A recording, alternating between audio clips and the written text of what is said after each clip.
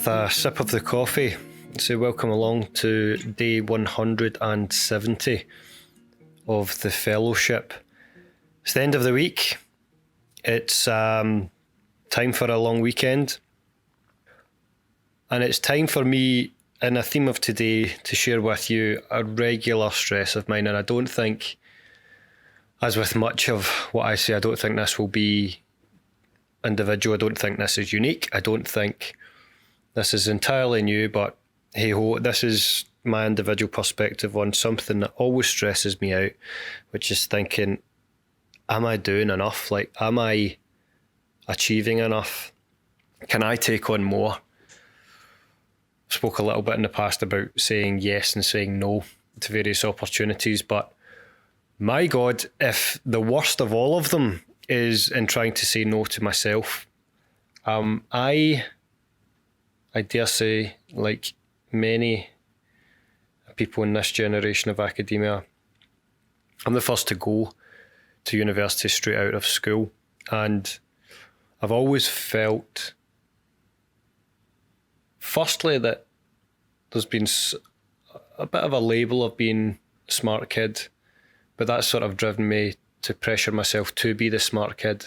I've always done well in school, I've always done well in exams. Yes, the modesty hat's off again, but there's a dark side to this. And I'm comfortable saying it because I know I'm not the only one. That pressure to always do well, to always succeed, to never fail, then I think fuels the drive to say, yeah, I can take on that other project. I can do that. That's no problem. It doesn't matter that I've got these 10 other things unfinished on my plate. That's fine. No problem. I'm going to take that on because I'm smart enough to do that.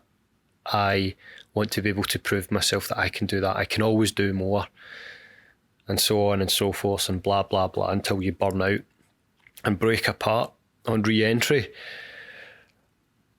And I've been thinking about that going into this long weekend. I've got various projects, both fellowship and beyond, on the table. And the most important project of all is spending time with my kids and my family and trying to fit that in as well. And it's going into this long weekend and thinking about those stressors that I'm looking at other opportunities that are coming onto the table, opportunities to go away and speak, opportunities to join various committees, and the like. I won't bore you with too many more details.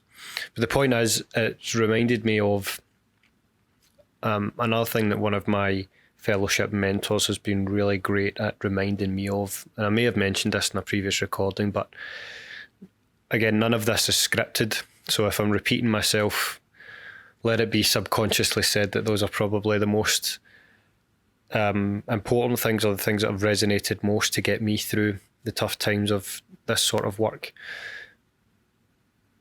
Long way round to say that, as always, but that thing that I've been reminded of constantly by this mentor is that if you do everything, you'll finish nothing, or if you start every project, you'll finish none of them. If you try too much, you'll fail at all of it. If, in words of my own, if you, he says, looking sideways at a phone that he made a note of. By the way, I do these little quotes, useful to some, cheesy to others, but I put these out daily on Twitter and Instagram and LinkedIn and anything else I can think of that people might scroll past and pay mind to. But I put out some of these thoughts similar to what I share as themes in this podcast. Put those out daily whenever I'm reflecting on anything that's helped or been a reminder to myself to be wary of. And the theme of taking on too much, or trying too many projects and finishing none of them. And I put this in my own words to say, taking on too much will leave too little for each pursuit.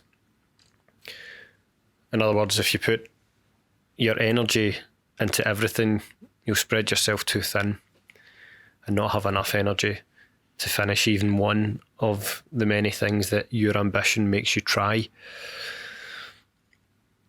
Now, I said that was the theme of today because I was going into a long weekend stressed that, I wasn't finishing various things. And so to say that I'd resolved that would be a lie straight into your ear holes. I've not resolved it.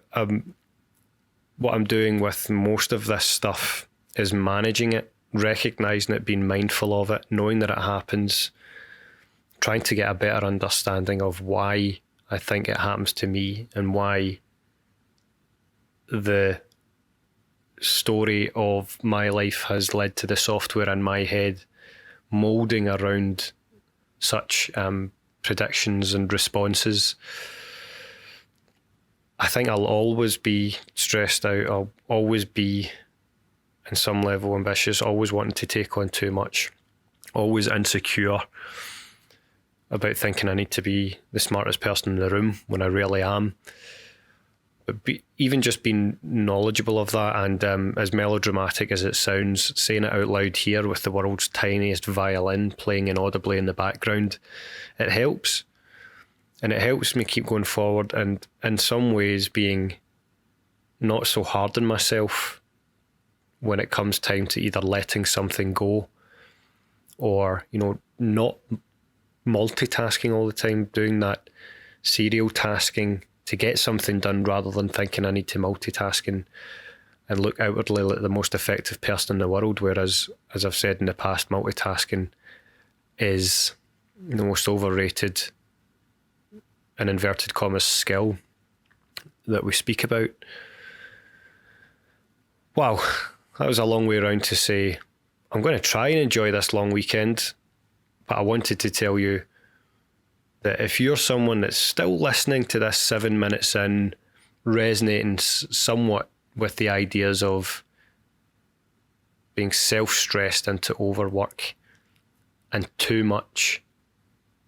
many projects to finish any, then I hope you can take some value from this and think simply that you can be aware of this, and that is more than half the battle, simply being aware of it in yourself so that you can manage it and stop worrying about defeating it. So leaving you for today and for the long weekend, maybe consider, what are all the projects that are on your plate at the moment? What are all the plates that you're trying to spin? And which of those plates can you and should you let crash to the floor? Hope it's a good one. I'll see you soon. If you like what you're hearing on the podcast, head over to the website where not only will you find the written blog versions of these podcasts, you'll find my leadership blog series, the daily thought series, and information about my book on managing the imposter phenomenon. We also have even more free resources and webinars linked to the YouTube channel. So head on over to dr-mark-reid.com. That's dr-mark with a C -reid.com.